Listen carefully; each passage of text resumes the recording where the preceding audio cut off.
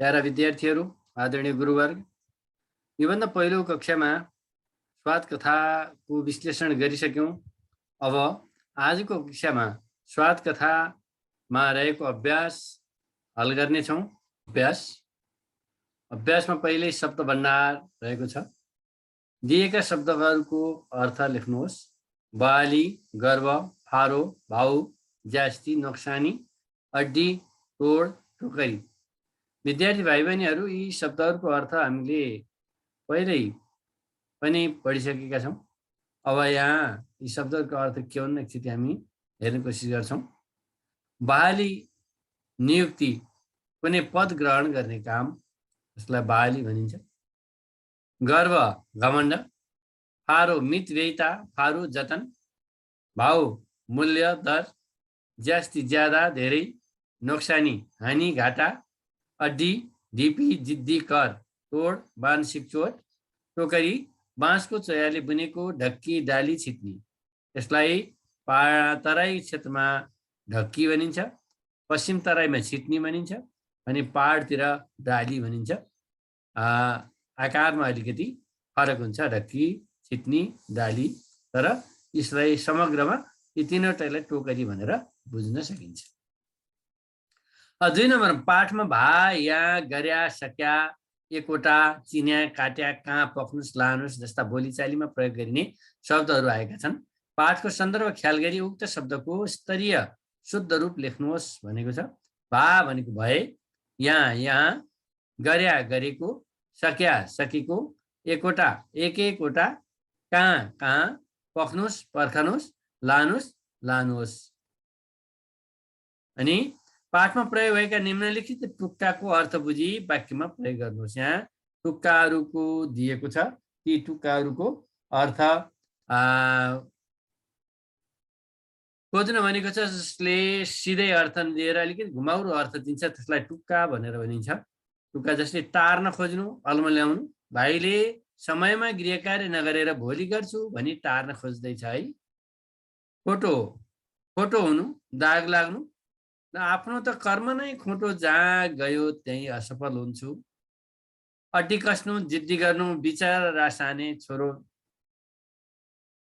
अड्डी कस्नु, जिद्दी गर्नु, बिचरा सानो छोरो मिठाई चाहियो भनेर अड्डी कस्न पनि सकेन। मुखमै झुन्डिनु, स्वाद आइरहनु।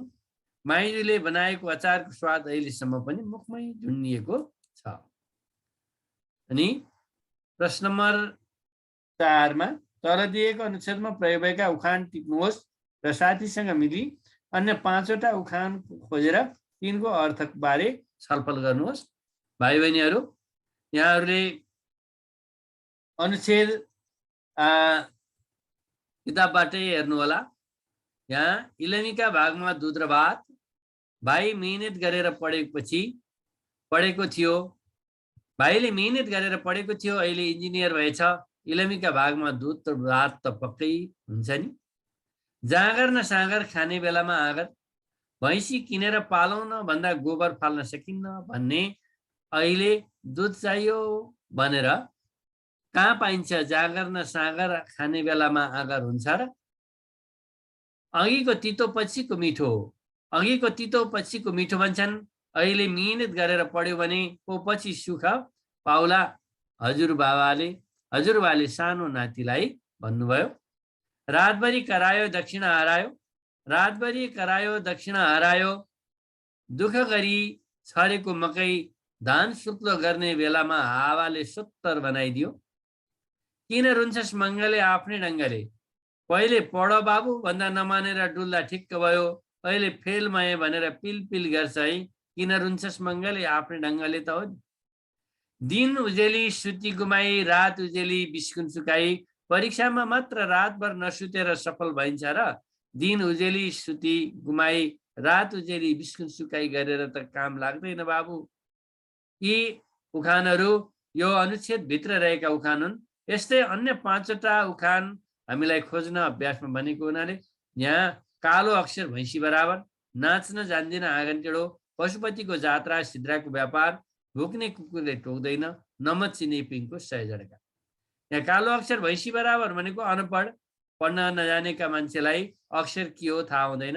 त्यस्तै नाच्न जान्दिन आँगन टेढो, आफू काम गर्न जान्दैन एउटा न्यु बनाउँछ। पशुपतिको जात्रा सिद्राको व्यापार, एउटा काम गर्दा दुईवटा फाइदा हुनु। भुक्ने कुकुरले टोक्दैन, जो बोल्छ त्यसले काम गर्दैन। नमत चिने पिङको 100 झड्का, जसले काम गरेन त्यसले बढी गुड्डी हाँक्छ, गफ गर्छ। यसलाई वाक्यमा प्रयोग गर्नुहोला भाइ बहिनीहरूले। अब प्रश्न नम्बर 4 मा तल दिएको अनुच्छेद पढी अनुकरणात्मक शब्द पहिचान गर्नुहोस्।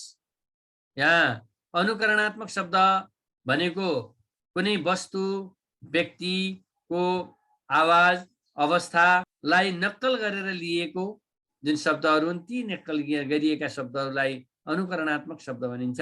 यो अनुच्छेद किताबबाट हेर्नुहोला, यहाँ अनुकरणात्मक शब्द, यहाँ प्रयोग भएका अनुकरणात्मक शब्द मात्रै दिएको छ। लुरु लुरु यो हिँड्ने तरिका हो। यो थपक्क बस्नु, घुटुक्क निल्नु, जुरुक्क उठ्नु, सरासर हिँड्नु, घटघट पानी पिउनु। अनि प्रश्न नम्बर 6 मा तल दिएका अनुकरणात्मक शब्द र तिनले जनाउने कार्यबीच जोडा मिलाउनुहोस्। यहाँ अनुकरणात्मक शब्द र तिनले बुझाउने कार्य पनि दिएको छ। यतापट्टि पहिले प्रश्न छ, यता उत्तर छ। जस्तै यहाँ प्रश्न किताबमा पनि छ, यहाँ पनि हेर्नु होला। यसको जोडा मिलाइएको छ। यहाँ फटाफट हिँड्नु, गमलङ्ग ओड्नु, घ्याच्च रोकिनु, कपाकप खानु, छ्याङ्ग उज्यालो हुनु, गलल हाँस्नु, हुरुर हावा चल्नु। अब यहाँ बोध अभिव्यक्ति छ। बोध अभिव्यक्तिमा पहिलोमा तल दिएका शब्द उच्चारण गर्नुहोस् भनेको छ। घृणा, भाषण, स्वास्थ्य, टोकरी, सान्त्वना, गरौँ, महँगो, जालाधारी, विक्रेता। त्यसपछि प्रश्न नम्बर 2 मा स्वाद कथाका अनुच्छेद पालै पालो सुस्वर वाचन गर्नुहोस् भनेको छ। भाइ बहिनीहरू, हामीले योभन्दा पहिलो अनुच्छेदमा सुस्वर वाचन गर्दा हामीले यो गरिसकेका छौँ। त्यसैका आधारमा यहाँहरूले सुस्वर वाचन गर्नुहोला। अब प्रश्न नम्बर 3 मा तल दिएका शब्दको अक्षर संरचना पढ्नुहोस् र पाठबाट अक्षर संख्या फरक भएका 5वटा शब्द टिपी तिनको अक्षर संरचना देखाउनुहोस् भनिएको छ। श्वासको एकै झोक्कामा बाहिर निस्किने आवाज नै अक्षर हो। यसमा व्यञ्जन वर्ण र स्वर वर्ण दुवै मिलेर अक्षर बन्छ, अथवा व्यञ्जन वर्ण मात्रै अक्षर बन्न सक्दैन, स्वर वर्ण आफै अक्षर हो। व्यञ्जन वर्णलाई अक्षर बन्नका लागि स्वर वर्णको आवश्यकता हुन्छ। र अर्को अक्षर संरचना गर्दा ख्याल गर्नुपर्ने कुरा के भने, हामीले रस र दीर्घलाई पढ्दा उच्चारण गर्दा फरक नपाउने हुनाले दीर्घ भए पनि रस नै बनाउने। अनि स स स तीनवटै सका ठाउँमा पातलो स लेख्ने। न य लाई य र न छ भने न बनाउने। अनि यी सामान्य कुराहरू यिनलाई ख्याल गर्नुहोला। यहाँ शब्द दिएको छ, जस्तै उ शब्द हो, अक्षर संरचनामा उ, यहाँ दीर्घ उ छ, अक्षर संरचनामा रक्ष भयो, यहाँ एक अक्षर मात्रै छ। त्यस्तै त यहाँ पनि एक अक्षर छ।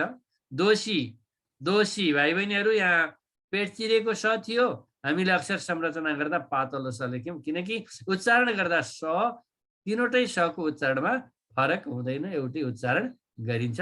दोषी यहाँ 2 अक्षर भयो, दो अनि सी। पत्तो, यहाँ पत्त, पले तलाई पनि सँगै लैसकेको हुनाले प र त, प अ त एउटै अक्षर हो।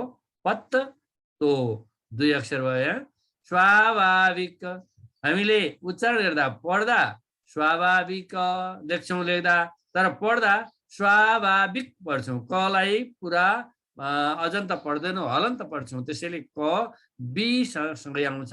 र अर्को, हामीले व यहाँ लेखे पनि उच्चारण गर्दा ब उच्चारण गर्छौँ, स्वाभाविक उच्चारण गर्दैनौँ, स्वाभाविक उच्चारण गर्छौँ, त्यसैले बी नै यहाँ लेखिएको छ। अक्षर संरचना गर्दा जस्तो उच्चारण गरिन्छ त्यस्तै लेख्नुपर्ने हुन्छ, त्यसैले स्वाभाविक यहाँ 3 अक्षर दिएको छ। अब यस्तै 5 का 5वटा शब्दहरू खोजेर अक्षर संरचना गर्नुहोस् भनेर दिएको छ। जस्तै यहाँ स्वाद, स्वाद, स्वा द हलन्त बोलिने हुनाले एउटै अक्षर भयो, एक अक्षर। माछा, माछा 2 अक्षर। टोकरी टोकरी, यहाँ रि दीर्घ थियो तर अक्षर संरचना गर्दा रस्व भयो, टोकरी 3 अक्षर भयो यहाँ। निश्चय निश्च, यहाँ मोटो स थियो, निश्चको अक्षर संरचनामा उच्चारण गर्दा पातलो स उच्चारण गरियो, निश्चय 3 अक्षर। आवश्यकता आवश्यकता, आवश्यकतालाई हामी उच्चारण गर्दा आवश्यकता उच्चारण गर्छौँ, क पुच्चा पुरा बोल्दैनौँ, त्यसैले यहाँ पनि आवश्यकता 4 अक्षर रहेको छ। अनि अब यसपछि प्रश्न नम्बर 4 मा स्वाद कथाको संरचना पक्षसँग सम्बन्धित प्रश्नको उत्तर भन्नुहोस्। यहाँ कथाको उठान कुन सन्दर्भबाट गरिएको छ? श्रावणको अभावमा नुहाउने र ननुहाउने विषयमा लोग्ने र स्वास्नी बीच भएको कुराकानीका सन्दर्भबाट कथाको उठान गरिएको छ। भाइ बहिनीहरू, यहाँ कथाको सुरु गर्दा साबुन नभएका कारणले गर्दा लोग्ने पात्रले नुहाएको छैन र स्वास्नी पात्रले साबुन नभए पनि त नुहाउनु हुन्छ नि, किन ननुहाएको भनेर भनेको कुराबाट कथा सुरु गरिएको छ। कथाको संवादमा कतिजना पात्र उपस्थित छन्? यहाँ उत्तरमा कथाको संवादमा 4 जना पात्र उपस्थित छन्। यहाँ विशेष लोग्ने, स्वास्नी अनि माछा पसले र छोरो यिनै नै उपस्थित देखिन्छन् त्यहाँ संवादमा कुराकानीका क्रममा। अरू पात्रहरू त छन् तर उनीहरू को कुराकानी भएको देखिन्न, उनीहरू प्राय निष्क्रिय रहेका छन्। कथाको अन्त्यमा कुन घटना भएको छ? ऋण खोजेर खाएको माछाको स्वाद जान नपाउँदै टाउकोमा झुन्डिएको ऋणको बोझ कसरी हटाउने भन्ने छलफलको सन्दर्भबाट यो कथाको अन्त्य भएको छ। कथाले कहाँको परिवेश अँगालेको छ? जागिरे जिन्दगी र बजारको प्रसङ्गबाट कथाले सहरको परिवेशलाई अँगालेको पाइन्छ। जागिर गरेर जीविका चलाउनु पर्ने अनि बजारमा गएर सामान किन्नेको प्रसङ्ग देखाउँदा यो सहरको परिवेशमा यो कथा लेखिएको छ भनेर बुझ्न सकिन्छ। अनि प्रश्न नम्बर 5 मा दिएको कथाको अंश मौन पठन गरी सोधिएका प्रश्नहरूको उत्तर लेख्नुहोस् भनेको छ। भाइ बहिनीहरू, यहाँ प्रश्न छ, आफ्नो जाँगर प्रति उपात्रको कस्तो धारणा छ? उपात्रले आफ्नो जाँगर प्रतिको धारणा कस्तो रहेको छ? आफ्नो जाँगर हैन, यहाँ आफ्नो जागिर प्रति उपात्रको कस्तो धारणा थियो? आफ्नो जागिर प्रति उपात्रको सकारात्मक धारणा थियो। जागिरी भएकोमा उसलाई गर्व थियो। पात्रले नुहाउन नसक्नका कारण के हुन्? पात्र साबुनको अभावका कारण पात्रले नुहाउन सकेन। श्रीमती किन खुसी हुँदै भित्र पसिन्? तलब आउने दिन 1 महिनासम्मको घर खर्चको हिसाब किताब गर्न श्रीमती खुसी हुँदै भित्र पसिन्। यो श्रीमती खुसी हुनुमा तलब आउने दिन नै त्यहाँ देखिएको छ। अनुच्छेदमा रहेका एउटा पद आजीवन पाउनु भन्नुको आशय के हो? पदोन्नति नहुनु। यहाँ बढुवा नभएपछि पदोन्नति भएन भने सधैँभरि त्यही पदमा मात्रै बसिरहन्छ। त्यसैले यसलाई यो भाग्यको रूपमा यहाँ देखाइएको छ, एउटा पद आजीवन पाउनु भनेर।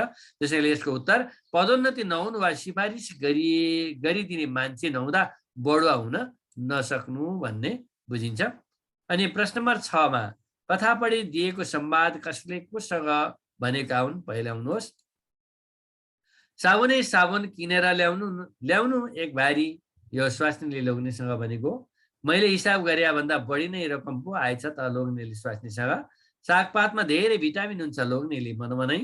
मलाई घर जान पनि हतार छ माछा पर्सले स्वास्नी पात्रसँग। अर्काको खसी ज्यालादारीमा काटेको थिएँ, सबै पैसा भर्खरै त्यसैलाई बुझाइसके बगरे कान्छाले लोग्ने पात्रसँग भनेका कुरा हो। अब कथामा आएका महिनाभरिको कमाई 7.5 रुपियाँ माछाको मूल्य 7 रुपियाँ केजी, 1 रुपियाँ किलो तरकारी जस्ता भनाइबाट कथामा वर्णन गरिएको समय कति पहिलेको हो भन्ने अनुमान गर्नुहोस्। यहाँ कथामा आएका महिनाभरिको थप कमाई 7.5 रुपियाँ, माछाको मूल्य 7 रुपियाँ केजी, 1 रुपियाँ किलो तरकारी जस्ता भनाइबाट कथामा वर्णन गरिएको समय आजभन्दा झन्डै 50-55 वर्ष पहिलेको, जुन समयमा पैसा कम थियो। 7.5 रुपियाँ तलब आउँदा खुसी हुनुपर्ने, 5 रुपियाँ सापट्टि खोज्न 10 तिर धाउनु पर्ने र 12 रुपियाँ किलो माछाको प्रसङ्गले यो कुरा पुष्टि हुन्छ। विद्यार्थी भाइ बहिनीहरू, अब प्रश्न नम्बर 8 मा तल दिएका प्रश्नको उत्तर लेख्नुहोस्। नामका लोग्ने र स्वास्नी पात्रको चारित्रिक विशेषताको तुलना गर्नुहोस्। मासिक तलब बुझेर दैनिक जीवनयापन गर्न पनि कठिन भएको लोग्ने पात्रले एक डल्लो साबुन किन्न नसकेर ननुहाई बसेको छ। 7.5 रुपियाँ बढी तलब आउँदा खुसी हुने र जीवनभर एउटै पदमा बस्न बाध्य भएको कुराले उसलाई चाकडी मन पर्दैन भन्ने बुझिन्छ।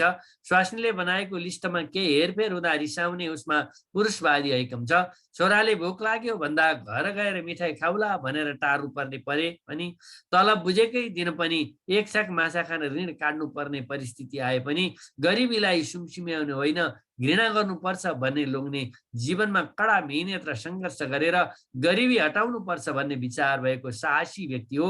यसरी गरिब भए पनि गरिबीसँग लड्नुपर्छ भन्दै कसैको चाकरी गरेर बढुवा हुन नचाहने पुरुष पात्र लोग्ने सङ्घर्षशील, साहसी र स्वावलम्बी पात्र हो। त्यस्तै स्वास्नी नारी पात्र हो। कथामा उसको प्रमुख भूमिका छ। गरिब भए पनि बाध्यता हुन्छ, साबुनको विकल्प खोजेर पनि नुहाउन सकिन्छ भन्ने विचारले जे छ त्यसैमा रमाउनु पर्छ भन्ने सोच देखिन्छ।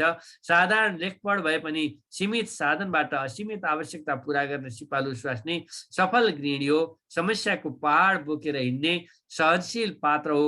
सन्तानका चाहना पनि बुझ्नुपर्छ भन्ने सोच भएकी उसमा असल मित्रता राख्न सक्ने गुण छ। यसरी लोग्नेलाई निरन्तर साथ दिने स्वास्नी पात्र सहनशील, कर्तव्यपरायण, मितव्ययी र मिलनसार पात्र हो। ख नम्बर, कथाले उल्लेख गरेको नेपाली समाजमा विद्यमान आर्थिक समस्याको परिवेशलाई वर्णन गर्नुहोस्। स्वाद सामाजिक कथा हो। एउटा निम्न वेतनभोगी साधारण कारिन्दाको पारिवारिक अवस्था देखाएर आधारभूत आवश्यकता पूरा गर्न पनि कठिन हुने नेपाली समाजको वास्तविक चित्र कथामा प्रस्तुत गरिएको छ। गरिबको अवस्था ज्यादै दयनीय छ। बिहान खाएपछि साँझ के खाने भन्ने पिरलोले सताइएका गरिबहरू गरिबीको जाँतोमा कहिल्यै उठ्न नसक्ने गरी पिसिएका छन्। तलब बुझेका दिन पनि मन फुकाएर सामान किन्न नसकेको छोराको चाहनालाई बहानाबाजी गरेर टार्नु पर्ने र चुरा लगाउने रहरलाई भोलि लगाउला भनी टार्नु परेको अवस्था।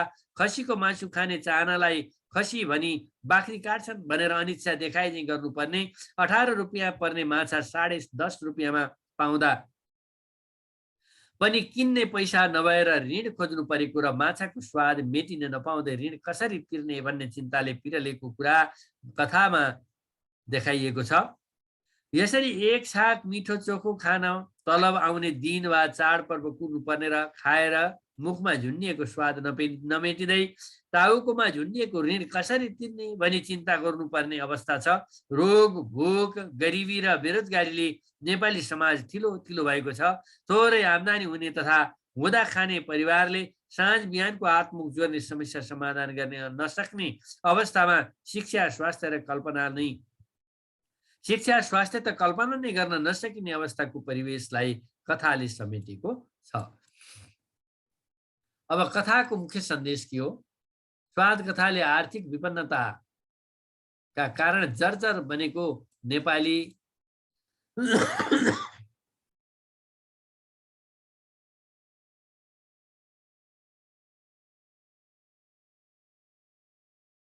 स्वाद कथाको मुख्य सन्देश के हो? स्वाद कथाले आर्थिक विपन्नताका कारण जर्जर बनेको नेपाली समाजको चित्रण गरेको छ। निम्न स्तरको जागिरी लोग्ने थोरै तलबले आधारभूत आवश्यकता पूरा गर्न बाध्य व्यक्तिहरूको प्रतिनिधि पात्र हो। जागिरे जीवनमा पनि नुहाउने साबुन किन्न, दैनिक आवश्यकताका सामान किन्न पनि तलब आउने दिन कुर्नुपर्ने, तलब बुझे पनि मन फुकाएर खर्च गर्न नसक्ने परिस्थिति देखाइएको छ। सुरुदेखि अन्त्यसम्म एउटै पदमा बस्नु परे पनि जागिर पाएकोमा खुसी हुनुपर्ने अवस्था भएको लोग्ने पात्रको गरिबीलाई घृणा गर्छु भन्ने भनाइले सधैँभरि दुःख पीडा र अभावलाई सहेर होइन, सङ्घर्ष गरेर अगाडि बढ्नुपर्छ। कृषि, उद्योग, व्यापार, पर्यटनको विकास गर्दै रोजगारीका अवसर वृद्धि गरी गरिबी निवारण गर्नुपर्छ भन्ने सन्देश दिएको छ। यसरी कथाले घोषणा पत्र र नारामा मात्र गरिबी निवारण गर्ने कुरा होइन, काम गरेर देखाउनु पर्छ भन्दै अबको समाज गरिबीको जाँतोमा पिसिन नपरोस्, झुप्राहरू उज्याला भनुन्, सबैमा आधारभूत आवश्यकता परिपूर्ति गर्ने सामर्थ्य आओस् भन्ने आग्रहका साथ एकजुट भई काम गरौँ, गरिबी हटाउँ भन्ने सन्देश दिएको छ। अब प्रश्न नम्बर 9 मा कथा अनुसार तल दिएका घटनालाई क्रम मिलाएर लेख्नुहोस् भनेको छ। यहाँ घटनालाई यताउति पारेर लेखिएको छ भाइ बहिनीहरू। मैले क्रम मिलाएर लेखेको छु। यहाँ एकचोटि यहाँ हेर्नु होला किताबमा र यहाँ दुवै तुलना गर्नु होला। एउटा अड्डामा साधारण कारिन्दाका रूपमा काम गर्दै आउनु, स्वास्नीले नुहाउन जोड दिनु, लोग्नेले साबुन सकिएर राम्रोसँग नुहाउन नसक्नु, तलब आउने दिनको प्रतीक्षामा रहनु, पैसा पाउन साथ किनमेलका लागि बजार जानु, स्वास्नीले शोभासँग 5 रुपियाँ सापटी माग्नु।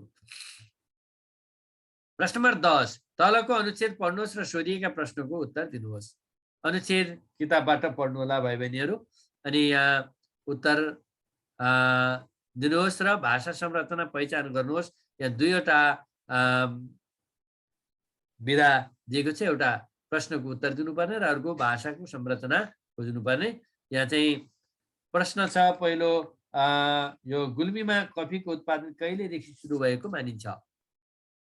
उत्तर 80 वर्ष पहिले हिरागिरीले लगाएको कफी 38 सालमा राजा वीरेन्द्रको भ्रमणपछि कफी भन्ने पुष्टि भयो र उत्पादन सुरु भयो।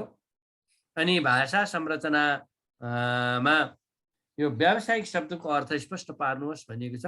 व्यावसायिक कुनै व्यवसायसित सम्बन्धित।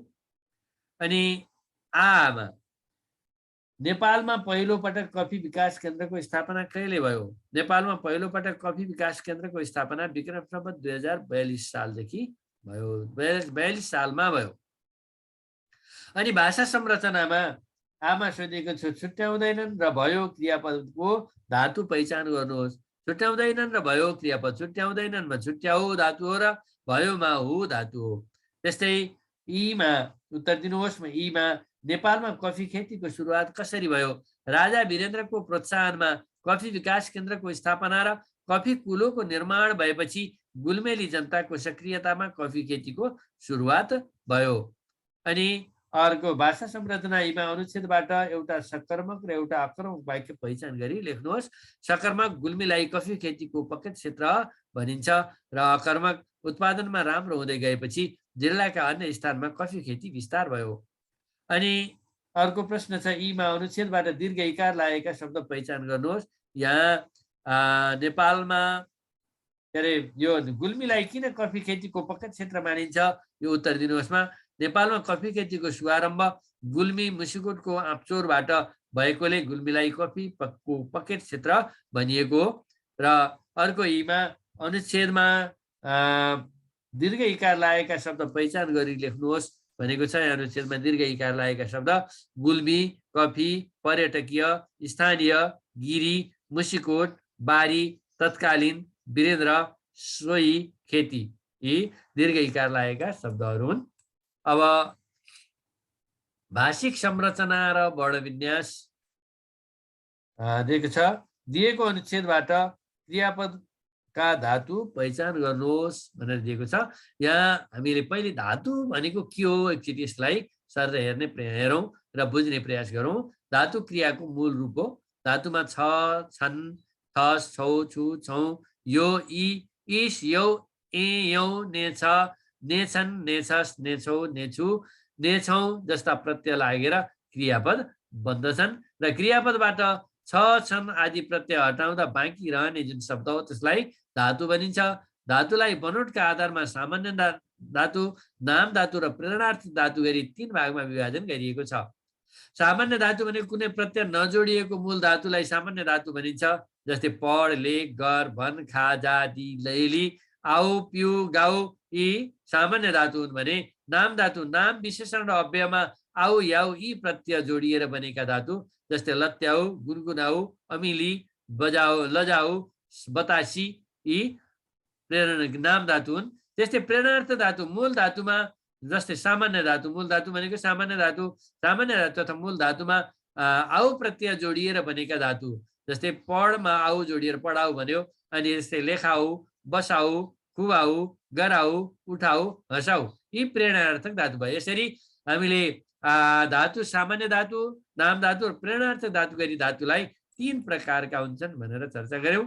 यसमा प्रश्नहरू दिएको छ। दिएको अनुच्छेदमा प्रयोग भएका क्रियाको धातु पहिचान गर्नुहोस्। उसले भर्खरै श्याम दाईलाई मोलमोलाई गर्न लागेको देख्यो। उसको विचार थियो जरुरी देखाएर 5 रुपियाँ माग्छु र आगामी महिनामा तिरिदिन्छु। धेरै खोज्दा पनि श्याम दाई फेला परेनन्। फर्कँदा उसले अचानक आफ्नै टोलको बगैर एक कान्छालाई देख्यो। ऊ आफ्नो पोजिसनको वास्तै नगरेरै त्यहाँ गयो। माछाको मात लागिदिए भयो, भन्यो, ए कान्छा दाइ, 5 वटा रुपियाँ ल्याऊ त, भोलि दिउँला। यसमा रहेका धातुहरू जस्तै देख, हु, माग, तिर, खोज, पर, फर्क, गर, जा, भन, लि, दि यसमा प्रयोग भएका धातु छन्। जस्तै देख यहाँ देखियो छ, हु यहाँ भयो, अनि गएर तिर तिरिदिन्छु, अनि माग माग्छु। यस्ता क्रियापदहरू यहाँ प्रयोग भएका छन्। देख, हु, माग, तिर, खोज, पर, फर्क, गर, जा, भन, लि, दि यी क्रियापदहरू यहाँ यी धातुहरू यहाँ प्रयोग भएका देखिन्छन्। र 2 नम्बर उदाहरणमा दिए चाहिँ हिँड, भन, सुत, लेख धातुबाट क्रियापदहरू निर्माण गर्नुहोस्। उदाहरणमा बस, बस्यो, बस्छ, बस्ला, बस्दैछ, बस्नेछ, बसेको छ, बसिन्छ, बसेछ, बस्थ्यो, बसुन्, बसेस। त्यस्तै हिँडबाट हिँड्यो, हिँड्छ, हिँड्ला, हिँड्दैछ, हिँड्नेछ, हिँडेको छ, हिँडिन्छ, हिँडेछ, हिँड्थ्यो, हिँडुन्, हिँडेस, भन्यो, भन्छ, भन्ला, भन्दैछ, भन्नेछ, भनेको छ, भनिन्छ, भनेछ, भन्थ्यो, भनुन्, भनेस, सुत्यो, सुत्यो, सुत्छ, सुत्ला, सुत्दैछ, सुत्नेछ, सुतेको छ, सुतिन्छ, सुतेछ, सुत्थ्यो, सुतुस, सुतेस, लेख, लेख्यो, लेख्छ, लेख्ला, लेख्दैछ, लेख्नेछ, लेखेको छ, लेखेछ, लेख्थ्यो, लेख्नुहोस् र लेखेस। यी क्रियापदहरू यहाँ बनाइएको छ। भाइ बहिनीहरू, हामीले यहाँ पढेर मात्रै भन्दा आफूले गर्दाखेरि पनि गर्नु पनि पर्ने हुन्छ। त्यसैले यहाँहरूले खा, अनि खेल र रु धातुबाट यस्तै क्रियापदहरू बनाउने प्रयास बनाउनु होला। अर्को छ प्रश्न नम्बर 3 मा तल दिएको अनुच्छेदबाट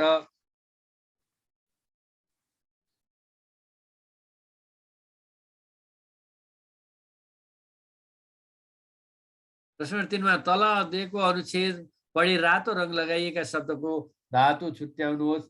यो प्रश्न नम्बर 4 मा दिएको रहेछ। यसमा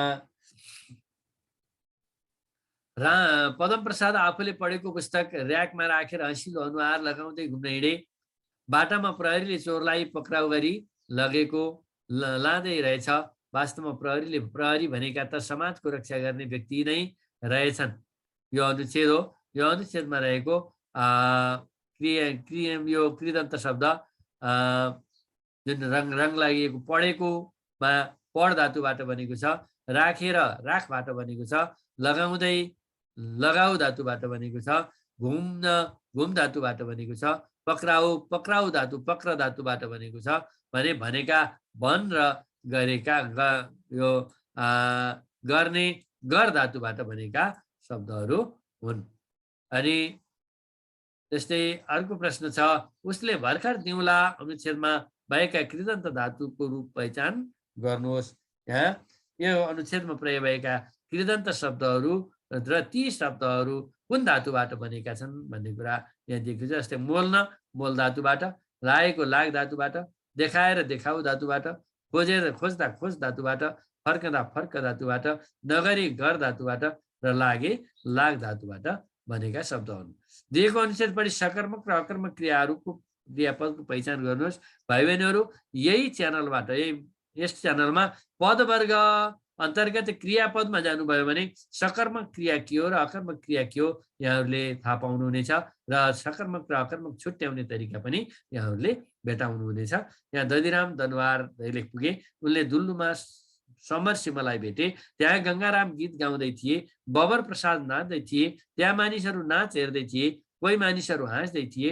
त्यसै बेला सानो मैया साई जुरुक्क उठिन्। उनले साथीहरूलाई नाच्न भनिन्। मानिसले प्रतिभा देखाउँदैछ, हामीले हौसला दिनुपर्छ, हामी कोही पनि नहाँसौँ। सकारात्मक भनेको कर्म लिने क्रियापद हो र अकर्मक कर्म नलिने क्रियापद हो। हामी यसलाई छुट्याउँदा विशेष गरी के वा कसलाई प्रश्न गरेर उत्तर आयो भने सकारात्मक र उत्तर आएन भने अकर्मक भनेर हामी भन्छौँ। यहाँ प्रयोग भएका क्रियापदहरूमध्ये जस्तै गाउँदै थिए, भेटे, हेर्दै थिए, भनिन्, देखाउँदैछ, दिनुपर्छ यी सकारात्मक क्रिया हुन् भने पुगे, नाच्दै थिए, हाँस्दै थिए, उठिन्, नहाँसौँ यी अकर्मक क्रियाहरू हुन्। अनि सकारात्मक र अकर्मक क्रियाको प्रयोग गरी आफूले मनाउने एउटा पर्वको वर्णन गर्नुहोस्।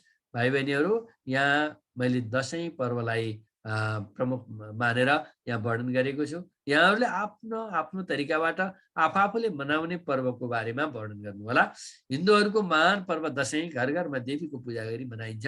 आश्विन शुक्ल प्रतिपदादेखि पूर्णिमासम्मका 15 दिनलाई दसैँ भनिन्छ। प्रतिपदाको दिनलाई घटस्थापना भनिन्छ। यो दिन सबैले घर घरमा र देवीका मन्दिरमा जमरा राख्छन्। यो दिनदेखि नवरात्र सुरु हुन्छ। देवीलाई महाकाली, महालक्ष्मी र महासरस्वतीको नामले पूजा गर्छन्। दशमीका दिन परिवारका सदस्य जम्मा भई मान्यजनका हातबाट टीका लगाई आशीर्वाद थाप्छन्। परदेशीका सदस्यहरू घरमा फर्कन्छन्, रमाइलो गर्छन्। हामी पनि यो वर्षको दसैँमा खुब रमायौँ। परदेशबाट बाबा आउनुभयो, मलाई कपडा ल्याइदिनु भयो, आमाले मिठा मिठा परिकार बनाउनु भयो, बहिनी र म त नाच्यौँ। यो अनुच्छेद भयो। अब प्रश्न नम्बर 8मा तल दिएका शब्दहरू पढी सुरु, बीच र अन्त्यमा दीर्घ इकार भएका शब्दहरू अलग अलग सूची बनाउनुहोस् भनेको छ। यहाँ सुरुमा दीर्घ इकार भएका शब्द दिन, दीप, सीता, हिन, सीमा, टीका, यी दीर्घ इकार भएका शब्दहरू हुन्। त्यस्तै बीचमा दीर्घ इकार भएका नवीन, परीक्षा, एकीकरण, समीभवन, समीक्षा, भवदीय। अनि अन्त्यमा दीर्घ इकार भएका शब्द भनी, दिदी, डोटी, नेपाली, इलमी, असी, पराजुली, प्रार्थी, त्यागी। अब प्रश्न 9 कथामा प्रयोग भएका सुरु, बीच र अन्त्यमा दीर्घ इकार भएका शब्द पहिचान गरी साथीहरूसँग छलफल गर्नुहोस्।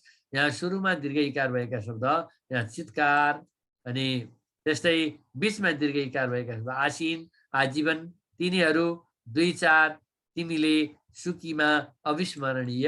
अनि त्यस्तै अन्त्यमा दीर्घ इकार भएका शब्द स्वास्नी, नुहाउँथी, उसकी, गरिबी, गरी, बहाली, नोकरी, टोपी, भारी, पढेकी, बढी, ती, आम्दानी, भनी, हेरी, खाली, बाँकी, घडी, महिनावारी, महँगी, झिकी, कहिलेकाहीँ, काउली, बाख्री, खसी, ज्यास्ती, टोकरी, अड्डी। भाइ बहिनीहरू, यस अभ्यासमा सप्रसङ्ग व्याख्या र समीक्षात्मक उत्तर पनि रहेको छ। यसलाई हामीले अर्को भिडियोमा चर्चा गर्नेछौँ। र आजको भिडियो यहाँलाई कस्तो लाग्यो यथार्थ प्रतिक्रिया दिनुहोला। र यो च्यानललाई सब्सक्राइब गर्नुभएको छैन भने कृपया सब्सक्राइब गरिदिनु होला। र अब आउने भिडियोमा स्वाद कथामा रहेका अभ्यास अन्तर्गत सप्रसङ्ग व्याख्या र समीक्षात्मक उत्तर लिएर आउने बाचा गर्दै अहिलेलाई यही बिदा हुन्छु। हस्त, नमस्कार।